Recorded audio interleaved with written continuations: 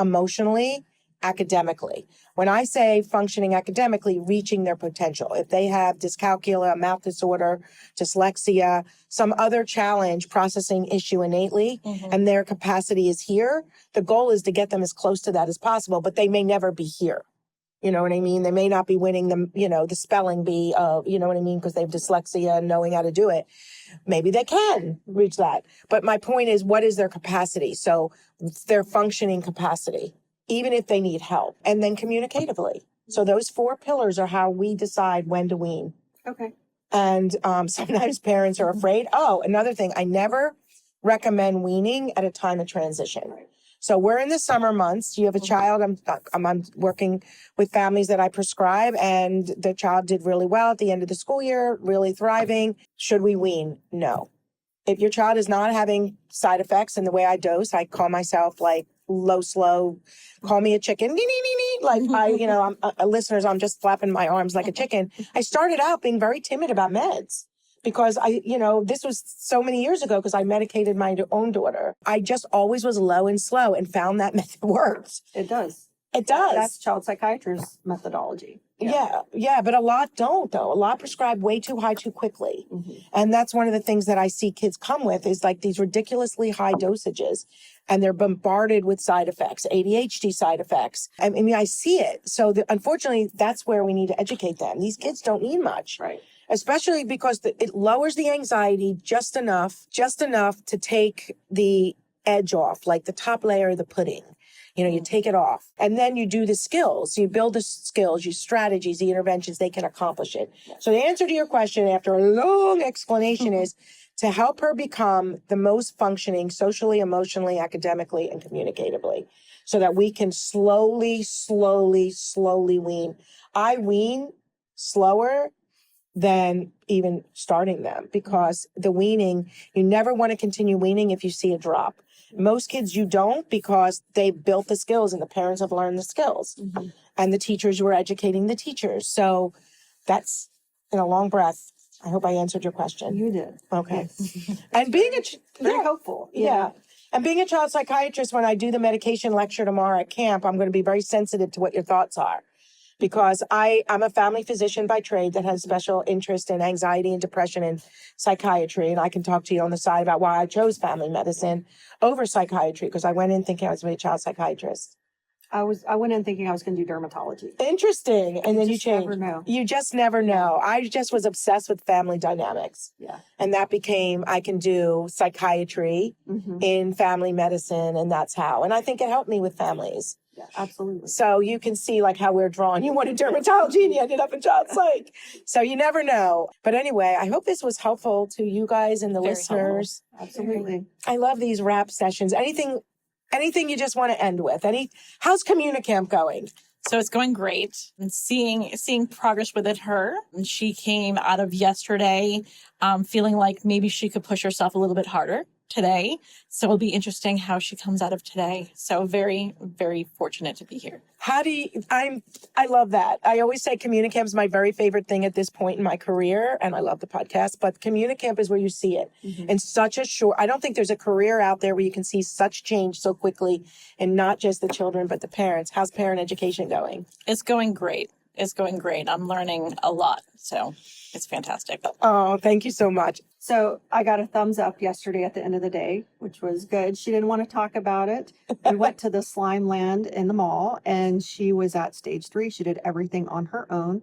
I sat in the back and let her pick out her color, her glitter, her charms, all of the interaction with the slime staff.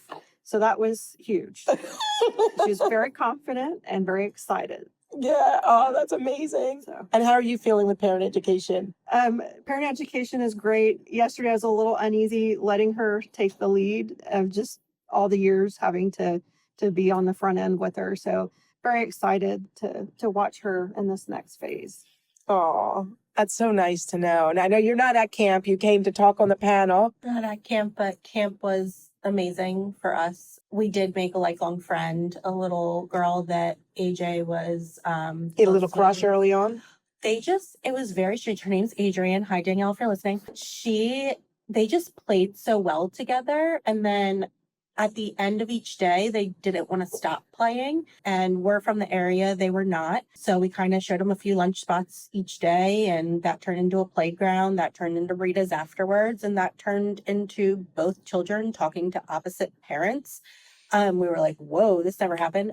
So we haven't seen them since. I would love to. But all that to say, Danielle is someone now, mom, that I can still talk to about things that are going great. She totally understands things that weren't going great. We were going through the same things or the same age. So it was starting kindergarten. What does that look like? School's giving me a pushback here. School's giving me a pushback there. And just brought me people that I would have never had contact with unless we came to camp. So I love hearing this from you guys. I can't even tell you, it makes me cry because like, I feel like the whole point of being here is, we sometimes get a family going, well, I've read everything on the internet. I've read everything. I don't think I need parent education. And I'm like, you don't understand.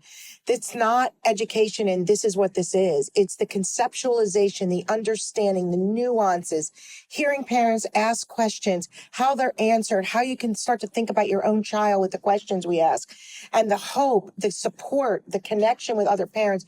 But your children, that sense of identity with another that feels like they do, and working with clinicians in a classroom that are like teachers in a way, and seeing themselves make this progress fuels them for school. And so these intensive group programs, like they're so important. And for me, parent education, being an all-day program, yeah, it's a lot, but it's so great because you leave with a whole new sense of understanding. And that's why one of my slides is you take the word SM and you smush it up and throw it in the toilet, but I put a trash can because it isn't about being mute. It's about understanding that person and who they are and what they need. And the mutism's a symptom. Why are they mute? And where are they on the journey? Where are they on the bridge in different settings? And that's your starting point. And when you start to put it together and you understand, oh, look, listen, and learn. This is why that didn't work here. Wow, we did prepare. We did use visuals. Wow, I could have asked a choice rather than open-ended, thought-provoking question, or reworded Uncle Barry's questions because my child shut down. And like, she can't process all that in that environment. We didn't give enough work. You start to learn these nuances that change your life. Yeah. And the key is to go home and apply it and apply it and apply it. And just keep growing because every child can reach their potential. And I know that you guys believe that. And I know that you know it. But it's so much about the hope that we project onto our own children. I am excited with what I'm learning. Not I'm excited you're now going to talk. Yep. You know what I mean? It's wow, I'm proud of you for being here. This was not easy for you. And look at you. I'm just proud. Look at how much you've done. Look how like you went in today. That could have been hard. Proud of you. Yes. Courage. One of my favorite statements is courage isn't always loud. I love that. Yeah. Yeah. Yeah. It's not just be courageous to talk unless you're ready. And that's where you're working. But it's courage isn't loud. It could just be, like you said, handing money to a store clerk or just going up in front of you when you're giving them ice cream order that he's even passing with you. And we have kids that have to just stand on the outside of the ice cream store or with their mom. They just put it down, hand over hand. It's what is their starting point. Look, you don't go to school and start reading, the Odyssey on day one of kindergarten. You start with with phonetics. So you have to start where they can start. So thank you so much for being here for this podcast. I think it's so important and I'm so thrilled and I'm grateful for all of you for sharing your thoughts and thank you. Well, thank you. thank you. Thank you.